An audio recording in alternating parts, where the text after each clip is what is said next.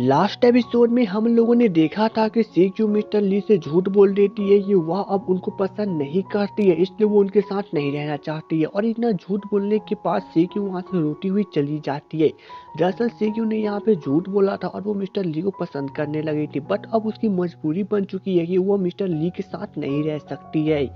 लेकिन इधर मिस्टर ली जो कि परेशान होकर वापस अपने ऑफिस पहुंचते हैं, जहां पे मैनेजर उनसे पूछता भी है कि सीक्यू ने आखिर अचानक से रिजाइन क्यों दे दिया।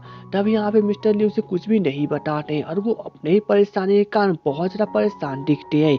जब वे अपने ऑफिस से बाहर निकलते हैं तो वहां पर जिया चली आती है और वो उनसे कहती है कि वो उनके साथ कॉफी पीना चाहती है। अब यहाँ पे मिस्टर ली भी बहुत ज्यादा ही परेशान थे, इसलिए वो उसके साथ कॉफी पीने चले जाती हैं।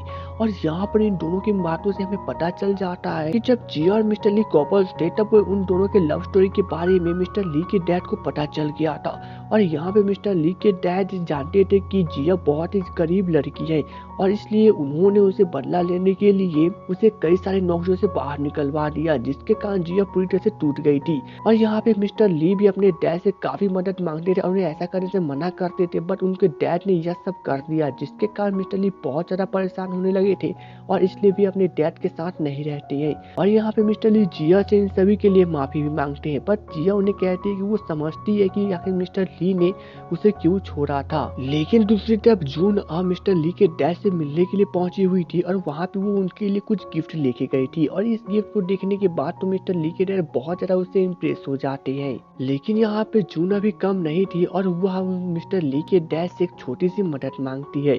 और इस सीन को यहीं पे कट कर दिया जाता है, जहाँ पे सीन शिफ्ट होती है सीक्यू के स्टूडियो में। वो वहाँ पे प्रैक्टिस करने के लिए तो पहुंची थी, बट वहाँ पर उसकी काफी सारे प्रॉब्लम्स थे, इसलिए वो वहाँ पर कोई भी प्रैक्टिस नहीं कर पाती है और वो सिर्फ मिस्टर ली के बारे में सोचे जा रही थी।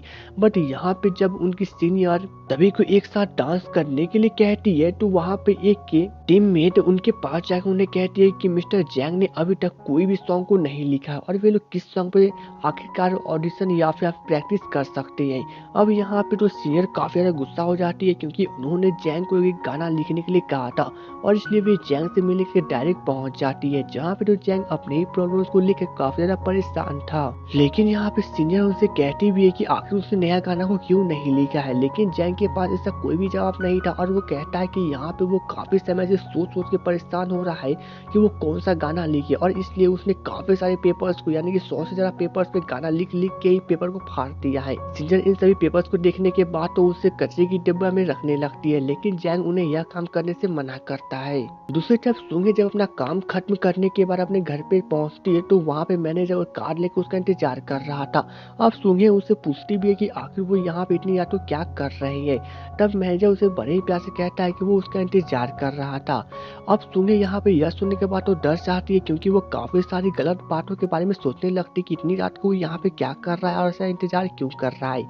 लेकिन यहाँ पे ड्राइवर भी अभी सभी बातों को सुनने के बाद डर जाता है और वो उसे काफी आराम से समझाता है कि उसे मिस्टर ली ने मिलने के लिए बुलाया है और इसलिए उन्होंने कार को भी भेजा है। अब सुंगे फटाक से जाके उस कार में बैठ जाती है, जिसके बाद यहाँ से सीन शिफ्ट होती है मिस्टर ली के घर पे, जहाँ पे मिस्टर ली सुंगे को सब कुछ बताते हुए कहते हैं कि इन दिनों सीक्यू उन्हें छोड़ के चली गई है और यहाँ पे उन्हें कुछ भी समझ में नहीं आ रहा है कि सीक्यू ने यह सभी काम को क्यों किया है। तब यहाँ पे कुछ समय के लिए तो सुंगे भी थोड़ी सी कंफ्यूज हो जाती है कि सीक्यू आखिर ऐसा क्यों कर रही है, और वो मिस्टर ली को प्रॉमिस करती है कि वो अभी के अभी जाकर सीक्यू से इसके बारे में बातें करेगी। जिसके बाद सुंगे सीक्यू से मिलने के लिए उसे एक पार्क में बुलाती है और वो वहाँ पे उससे पूछती भी है कि आखिर उसने मिस्टर ली का साथ क्यों छोड़ दिया। तब यहाँ पे सीक्यू उसे झूठ बोलती है कि उसे अब मिस्टर ली बिल्कुल भी पसंद नहीं है। लेकिन यहाँ पे सुंगे सीक्यू को बचपन से जानती थी और वो समझ जाती कि वो उसे झूठ बोल रही है, इसलिए वो सीक्यू को धमकी देती है कि अगर वो सच नहीं बताएगी तो वो उसकी डेट टाइम्स के बारे में जाकर उसकी मॉम और भाई को बता देगी। तब यहाँ पे सीक्यू डर जाती है और वो उसका हाथ पकड़ते हुए रोकती हुई सब कुछ बता देती है। जिसके बाद तो यहाँ पर सुंगे बहुत ज्यादा ही परेशान हो जाती है। लेकिन यहाँ पे मिस्टर ली सीक्यू को याद करते हुए अपने घर पे आते हैं और जिस कमरे में सीक्यू रहती थी उस कमरे में जाकर सीक्यू के बारे में सोचने लगते हैं और वे यहाँ पे सच में बहुत ज्यादा हमें उदास दिखाई देती हैं। अब यहाँ से सीन शिफ्ट होती है नेक्स्ट डे पे, जहाँ पे सी क्यू अपनी आंटी से मिलने के लिए हॉस्पिटल में पहुंची थी और वो उनके लिए फूल भी लेके आई थी, इसलिए यहाँ पे उसकी तारीफ बहुत खुश दिखाई देती है। लेकिन तभी यहाँ पे सी क्यू की नज़र अपने अंकल पे पड़ती है, जिनके पास सिर्फ और सिर्फ 2 दिन ही बचे हुए थे। लेकिन सी क्यू यह बहुत पहले से उनकी डेथ टाइम्स को देखती आ रही थी, इसलिए उससे काफ़ी दुख होता है।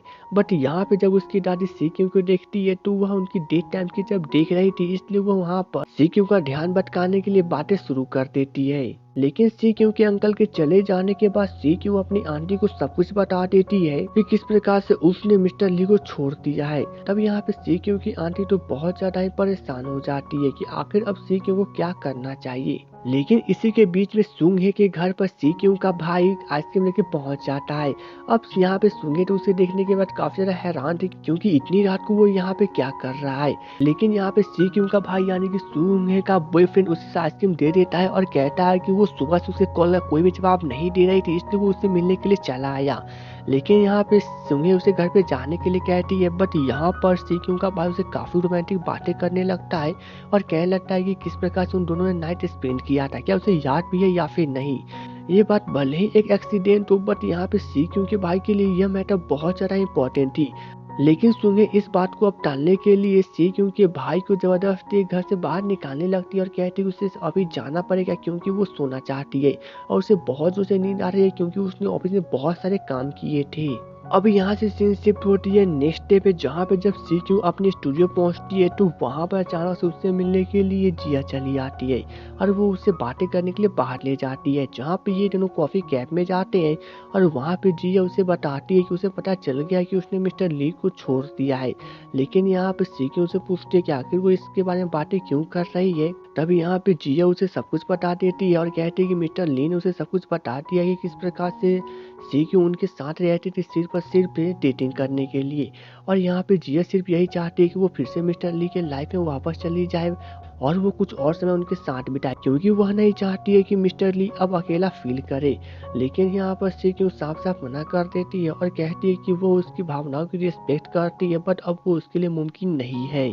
लेकिन अब शाम को ऑफिस का काम खत्म करने के बाद सुंग है काफी परेशान होकर ऑफिस के अंदर चली आती है, जहाँ पे वो मिस्टर ली से मिलने के लिए आई थी और वो अपने आप से बड़बड़ा रही थी कि क्या उसे मिस्टर ली को सभी बातों को बता देना चाहिए या फिर नहीं। लेकिन तभी पीछे से मैनेजर चला आता है और वो उसे देखने के बाद पूछता है कि आखिर वो इतनी रात को ऑफिस में क्या कर रही है। लेकिन सुंगे तो उसे कुछ भी नहीं बता सकती है, बट यहाँ पे मैनेजर काफी ज्यादा तेज दिमाग का था, इसलिए सुंगे उसे झूठ बोल देती है कि वो यहाँ पे ये बताने के लिए आई है कि सी क्यू अभी डिनर करने के लिए पास के रोज साइड दुकान पर गई है और वो इस बात को जाकर मिस्टर ली को बता दे ताकि मिस्टर ली कुछ समय के लिए उसके साथ जाके बातें कर सके। अब यहाँ पे मैनेजर यही करता है और वो जाके डायरेक्ट मिस्टर ली को सब कुछ बता देता है। अब मिस्टर ली यह सुनने के बाद वो डायरेक्ट सी क्यू के पास पहुंच जाते हैं और यहाँ पे सी क्यू काफी उदास होकर ड्रिंकिंग कर रही थी। तब यहाँ पे मिस्टर ली उसके लिए एक पैक बना के उसे देते हैं, लेकिन सी क्यू मिस्टर ली को देखने के बाद वहां से उठकर चली जाती है। अब मिस्टर ली उसके पीछा करते हुए उसके पीछे जाते हैं और उसे रोकते हुए पूछते हैं कि आखिर वह एकाएक उन्हें नापसंद कैसे करने लगी। बस वो सिर्फ और सिर्फ मिस्टर ली को एक मौका और दे ताकि मिस्टर ली को साबित कर सके, क्योंकि अभी मिस्टर ली बहुत ज्यादा अकेले हैं, इसलिए सी क्यू उनके साथ रहे और वो कुछ समय के लिए और रहे और जब चाहे वो जा सकती है। लेकिन यहाँ पे सी क्यू मना करके रोड क्रॉस करके जाने लगती है।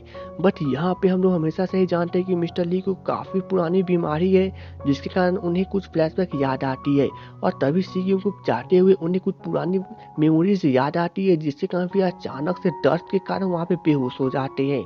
लेकिन जब सी क्यू अब उन्हें बेहोश होते हुए देखती है तो वो दौड़ते हुए उनके पास पहुंचती है। अब यहाँ से सीन शिफ्ट होती है मिस्टर ली के घर पे, जहाँ पे जब मिस्टर ली को होश आता है तो यहाँ पे मैनेजर उन्हें सब कुछ बता देता है कि सी क्यू ने उन्हें यहाँ पे लेके आई है और वो उन्हें यहाँ पे ड्रॉप करके चली गई। लेकिन उधर जब सी क्यू सुंगे के घर पे पहुंचती है तब वहाँ पे सुंगे उसे सब कुछ बता देती है कि उसी ने मिस्टर ली को उसके पास भेजा था।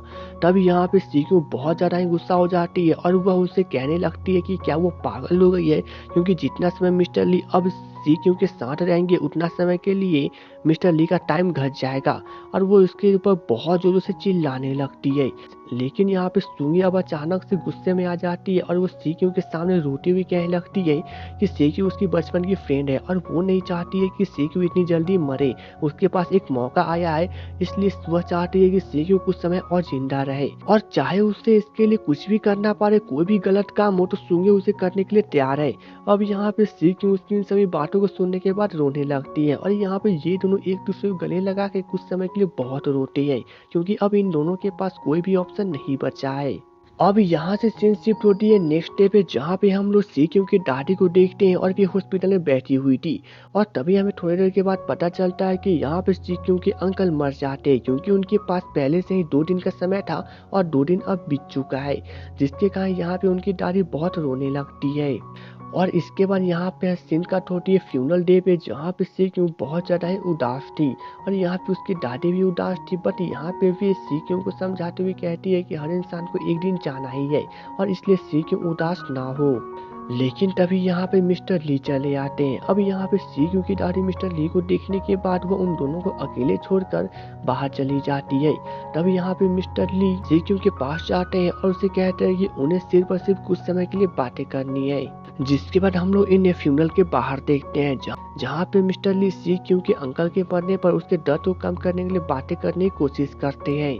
लेकिन यहाँ पे बातें करते करते मिस्टर ली अब अपनी बातों पे चले आते हैं और वो सीक्यू को कहने लगते हैं कि बस सीक्यू उन्हें फिर से एक मौका दे, क्योंकि वे सीक्यू को बहुत ज्यादा पसंद करने लगे हैं। और वे यहाँ पे सीक्यू से बार बार यह करके मौका मांगते हैं। लेकिन यहाँ पे सीक्यू के पास अब लास्ट में कोई और ऑप्शन नहीं बचता, इसलिए वो मिस्टर ली को साफ साफ झूठ बोल देती है कि वह जब भी पहले मिस्टर ली के करीब जाती तो उसका टाइम पॉज हो जाता। लेकिन अब जब भी सीक्यू मिस्टर ली के करीब जाती है तो अचानक से सीक्यू का टाइम बहुत तेजी से घटने लगता है। और मिस्टर ली यह सुनने के बाद तो बहुत ज्यादा हैरान हो जाते हैं, क्योंकि सीक्यू के पास खुद ही 82 दिन बचे हुए थे। लेकिन अब मिस्टर ली के पास वो जितना समय रहती है उतना और घटने लगा है, यानी कि मिस्टर ली अब समझने लगते हैं कि सीक्यू के पास बहुत ज्यादा ही कम समय है। अब यहाँ पे सीक्यू तो चली जाती है, बट मिस्टर ली बहुत ज्यादा ही परेशान हो जाते हैं। और इसी के साथ इस एपिसोड की एंडिंग हो जाती है। तो दोस्तों उम्मीद है आपको मेरा एक्सप्लेनेशन अच्छा लगा हो, तो मुझे सपोर्ट करने के लिए मेरे वीडियो को लाइक और चैनल को सब्सक्राइब कर ले। तो चलिए दोस्तों मिलेंगे नेक्स्ट वीडियो में, तब तक के लिए goodbye and take care.